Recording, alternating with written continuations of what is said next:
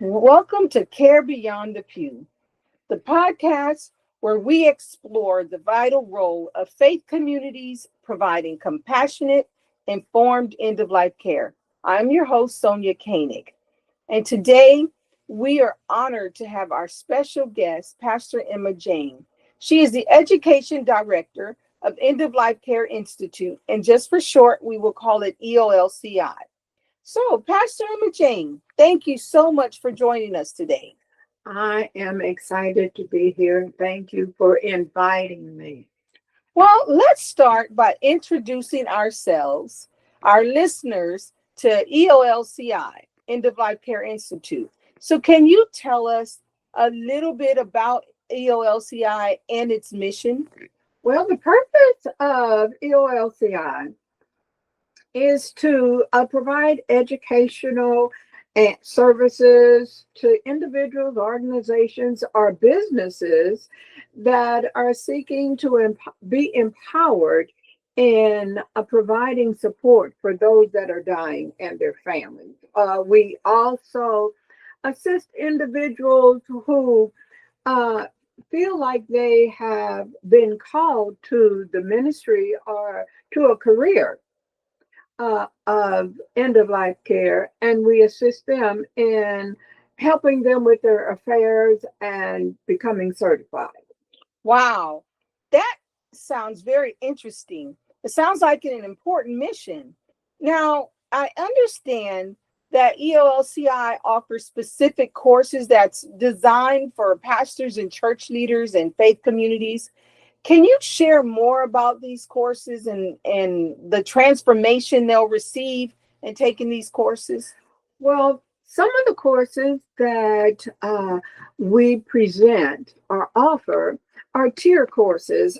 We have what we call the Ministry of Presence, which is something like a beginning course. And it teaches and shares with individuals how to minister just by being there. We also offer workshops. We offer the courses, we offer consultation. We also do summits to provide information about our program. And the transformation that the individual receives is a self reflecting transformation. Uh, they learn how to normalize, feel comfortable talking to others about the transition of life. They learn how to sit with others and encourage others to explore and experience a peaceful death. Wow, that's wonderful. It's invaluable information. This is an invaluable field. Now, let's get a little personal here. How long have you been the education director at EOLCI? And what led you to take this role? But before we get there, can you give us a little information about yourself? Are you an end of life doula or a death doula? How did you get into this field? Well, I am now an end of life specialist. I have been working in alternative of end of life for over 40 years, even before doula, end of life doula was recognized as a profession. And I got into this working with my daughter. And in 2020, I think, yes, it was 2020, I began to uh, take the course to become a specialist. And in other words, to professionalize what I was doing anyway. Hmm. And then I was asked by the CEO to take the position of education director because of my years of experience as we began to expand then we needed someone, or the CEO felt that they needed someone that could oversee the educational portion. And I was invited to take that position. Wow, that's inspiring of how your journey has shaped you to do the work that you do. Now, for churches and church leaders and pastors who enroll in the E.O.L.C.I course, what can they expect? And what is the learning experience like in taking one of your courses? Well, what they can expect is both the educational portion, the self-reflective portion, and interactive portion, which means that they will not only learn the theory that goes behind end of life care, but they will also have an opportunity to apply that theory. We give scenarios that are real life. Names have been changed, as they say, to protect the innocent and to promote privacy. But we give situations, and they give an oral and a written presentation. Our courses are uh, designed to work with pastors who have limited time to develop their abilities, and for those that have more time. So we have levels of courses that we offer, and as I said, we do workshops and we do summits. The the transformation or the results will be a pastor, a church leader, or a church representative that will be equipped to holistically support those that are dying and their families, and not only give that support to their church members or their congregation, but also to the community. Mm. Now, I understand that there's many end of life care training programs available. I understand that as far as for churches, it's not that many. It's very few. So tell me, what sets E.O.L.C.I.'s end of life care training apart from other end of life care trainings? And why should a church, a pastor, want to take a course from E.O.L.C.I instead of one of the other programs? Wow, what a question. Uh, I think the answering the first question, what makes us different? I think the difference is we are faith based. We use holistic support that covers a wide area, but on our spiritual side, we help wherever you are.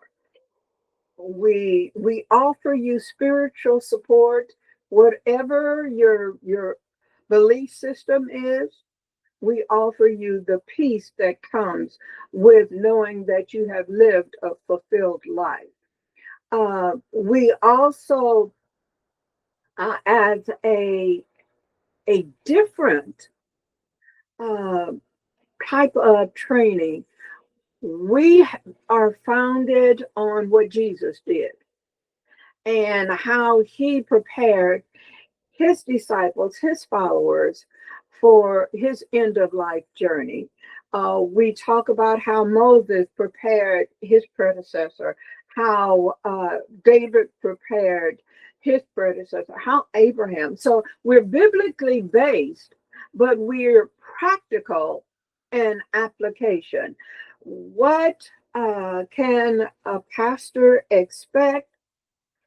As I said before, uh, they can expect us to respect what they do and honor what they do, recognizing that their time is limited. So we get right to the heart of things. We teach them about communication, things that may simply uh, exemplify or increase what they already know, but also add new information to it. Wow, that's a compelling reason for faith leaders to consider your courses. Now, let's talk about impact. How does your course help church leaders provide better pastoral care for the dying and their families? Well, first of all, we believe that in our course, we are stressing compassion. We're stressing using the tools, using the information that we share with you, using that to be present, to be a support, to be a safe environment, and to help the family members walk through that process that we call dying. We strive to normalize the death experience. People generally are afraid or they are hesitant about talking about death. We normalize it and saying it's just an extension of life.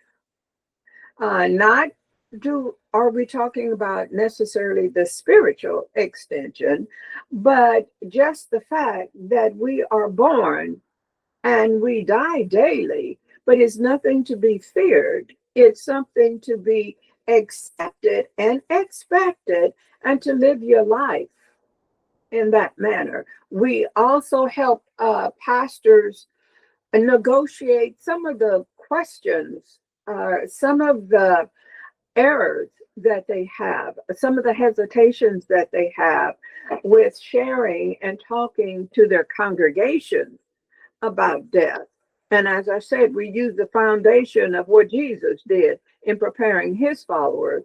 We encourage and we help pastors, even if it means we have to come in person and start the conversation with their congregations. But as the pastors become more comfortable with their own transition, as we like to call it, and they get their affairs in order, then they feel more confident in talking to their congregants, offering the service to the community of not only the spiritual side, but the practical side of the transition or of death, being able to have your legal affairs in order. That's important. I imagine that there are many misconceptions about end of life care, especially in the faith communities. So, what are some common misconceptions that church leaders have, and how does E.O.L.C.I address them? Well, one of the common misconceptions is the way you approach uh, death and preparation for death. Most people and pastors or church leaders uh, often feel like, well, I'm intruding. That's a misconception. As a leader, and as an influencer, we influence in marriage, we influence in birth, we influence in relationships. We need to be an influencer in the preparation for the death experience, uh, preparing them not only for the actual death, and but preparing them for the tentacles of life that lead up to death, which is getting their affairs in order. That's from our viewpoint, our standpoint. It's a legal but non-legal uh, uh, venture that we engage in, and then we help the families as they go through the grieving process, helping them make good decisions, practical decisions. We walk not only when the person is in the dying process, but even after they died. And once they've died, most pastors are well equipped to handle the funeral, the internment, those type of issues. But we stress helping the pastors prepare the family and the person so that that person can leave a legacy for his family, and that the family can grieve instead of worry about financial matters, worry about discord among the children, because all of the person that is transitioning, all of their information, their wishes, their wants, their desires have been laid out in writing. Wow, that's really eye-opening. Now, can you share any success stories of different churches that have implemented the EOLCI training and programs, and how has it transformed that pastoral care for that church? We have, and I'll just give an example of one church because they have invested time and finances in several of our programs. Uh, After their first exposure to End of Life Care Institute, uh, they were having a lot of family members that were experiencing the passing and the dying process of their family members. And because their leadership had invested in our program, then they were able to provide good counsel. They were able to take care of some of the practical issues, the psychosocial issues that occurred. They were able to even influence other members. So it almost became a generational thing. The leadership uh, invested in the course, and they taught the congregant, and the congregant passed the information on to their family members, and their family members passed it on to other family members. What Hmm. does this do for the church? Or what did it do for the church? It pulled the church together as a family because they had several uh, issues that they had to work through with family members dying. And it showed that the congregation, the leadership, the congregation cared. They were able to walk with the family through the grieving process and help eliminate some of the practical issues or psychosocial issues that every family faces. And I have observed this congregation, and they seem to be more relational because of the things that they went through and the tools that they were able to use. Wow, that's a powerful testimony to the impact of how your work is and what you do. So, since EOLCI is a faith based institute, and I know you shared with us a little bit earlier, now, how does faith influence the way that your organization approaches end of life care education? We utilize faith in that we talk about where we got our training from, where we get our information from, where we get our instructions from. And because we are faith-based, meaning we believe in, as some call, a higher power. We call him God, as we believe that he is in control of everything. We are able to, with compassion, talk to and provide service to those that are a part of our congregation, are a part of our belief, uh, a worldview or belief view, and also those that don't have our belief view. We can talk to them about the importance of who they are as a person.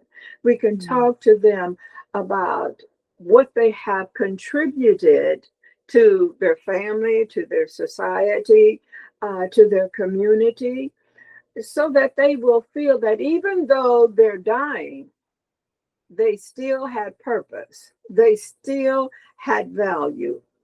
And it helps the families because we can bring in a calmness. We can bring in a sense of not fear, but a sense of acceptance without fear. Wow. That perspective is so valuable. Thank you.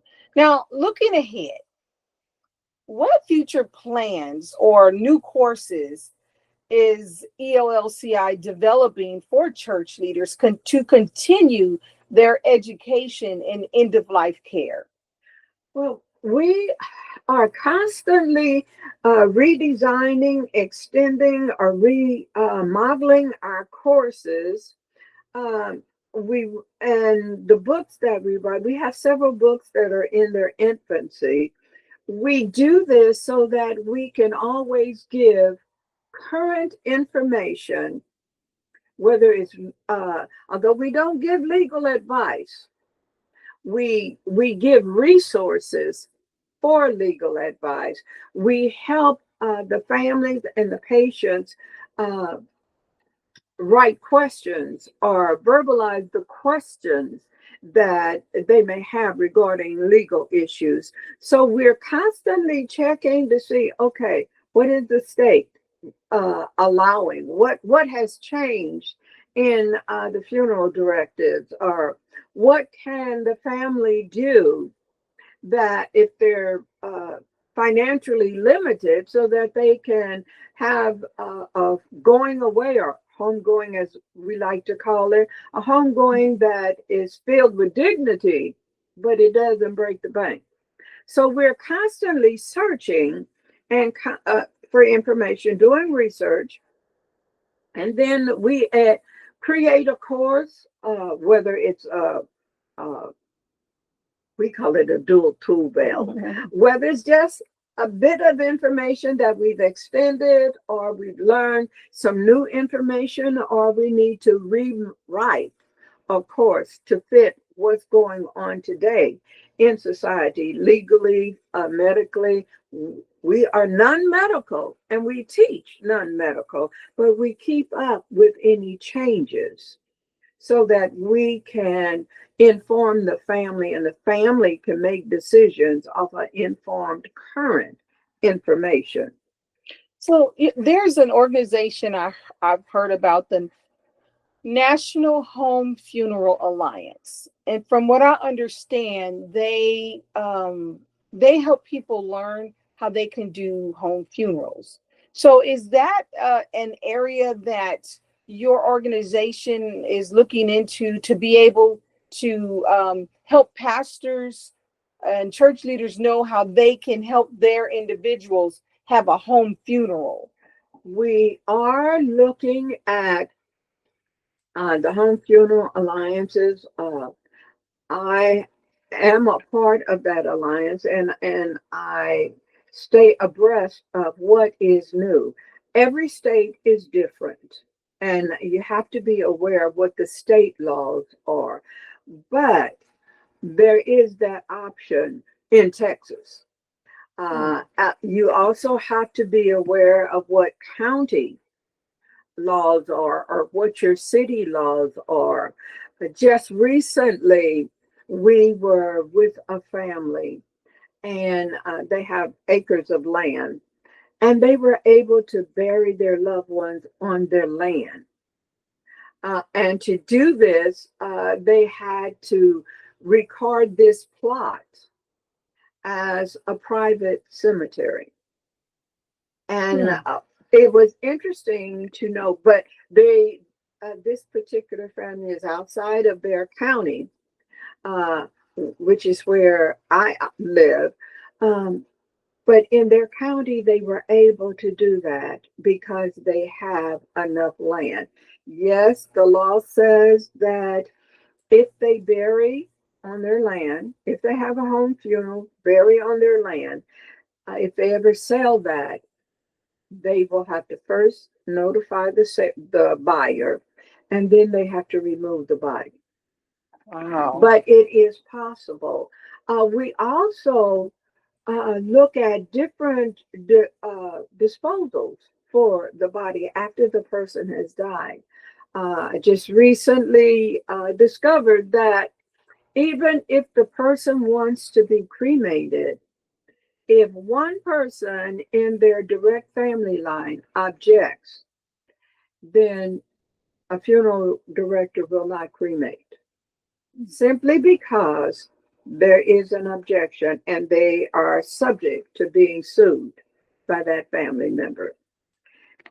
The only way that it can be done is if there is an affidavit where everybody states they agree. And then if that person wants to be cremated, they can be.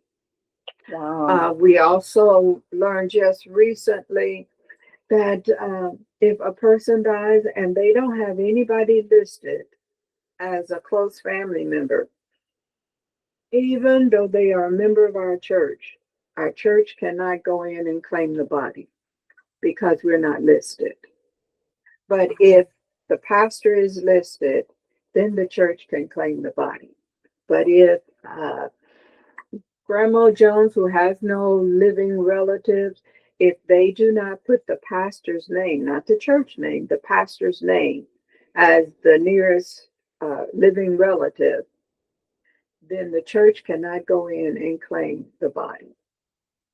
Wow, it's great to hear that EOLCI is continuing to expand and provide resources for churches because it's important. The way the world is today, it's important that churches have resources and they're able to get this education. Because from what I understand, in the seminary schools, they really don't teach a lot in this area.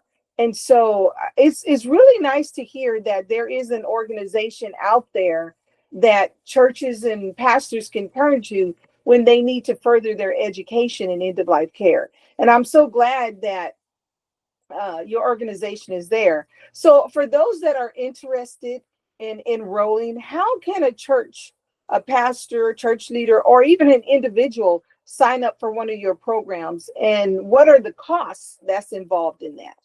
Well, to sign up, we encourage those that are interested to go to our website, which is www. Texas Doula Movement, and movement is MVMT.com, or go to EOCLI.org.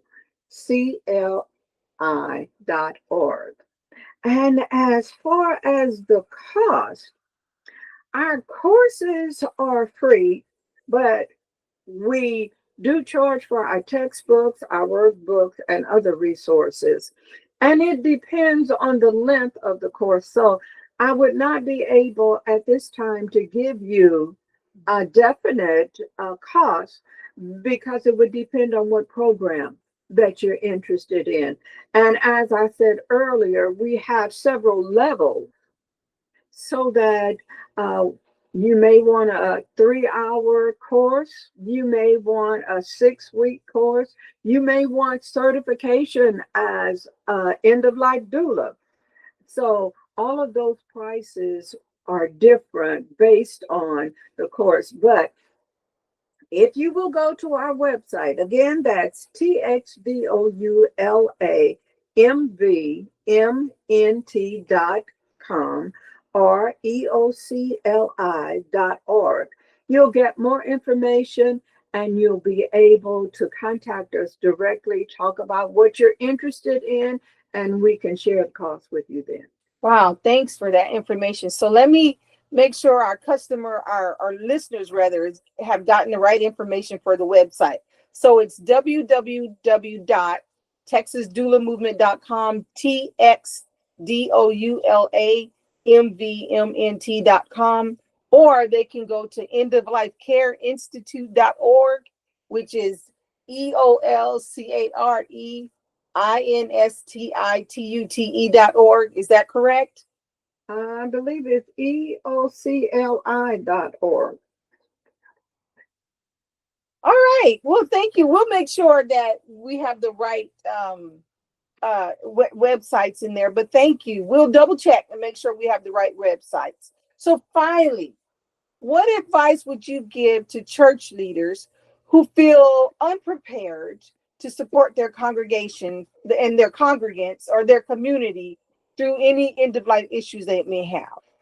I would encourage the leader, the pastor, church leader, the representative, even the individual find out. The information is out there. Whether you choose our school, our institute, which we hope you will, or you choose other institutes, there are those that are out there that can help you normalize the death experience that families and individuals go through. It is so important that we prepare and we normalize people so that there is no fear and they can die with dignity. Families can grieve without being concerned about who gets what or how much this costs. Those things split families. Properly educated, properly informed, you can dismantle that stressor for the family and for the individual. Thank you so much, Pastor Emma Jane, for sharing your insights and your expertise today. Thank you for sharing End of Life Care Institute with us today and giving us more information on what the organization is about and the courses that you teach. Now, your work at End of Life Care Institute, it's making a profound impact on churches and their ability to provide compassionate and end of life care. And we thank you so much for that. Thank you for the opportunity to share. And I pray that God will open the hearts, the eyes, and the ears of those that tune into your podcast and recognize death is not to be feared. It's just walked through. All right. Thank you so much. And thank you to our listeners for tuning in to Care Beyond the Pew. If you found this conversation helpful, please share it with your church, your community, and consider exploring the course that are offered by End of Life Care Institute. And another thing I would like to add, if you have found that from listening to our different podcast episodes that you would like to sow into this ministry, please get in contact with us you can call us at 210-400-0540, or you can email carebeyond@texasdoulamovement.com, carebeyond@texasdoulamovement.com. We are so excited to be able to bring this information to you, to bring Pastor Emma Jane to share with you about End of Life Care Institute. Until next week, take care and continue to provide care, end of life care, or any kind of care beyond the pew, because care doesn't just have to be at the church. It can happen beyond the pews of the church. Thank you, and God bless you, and we will talk to you next week.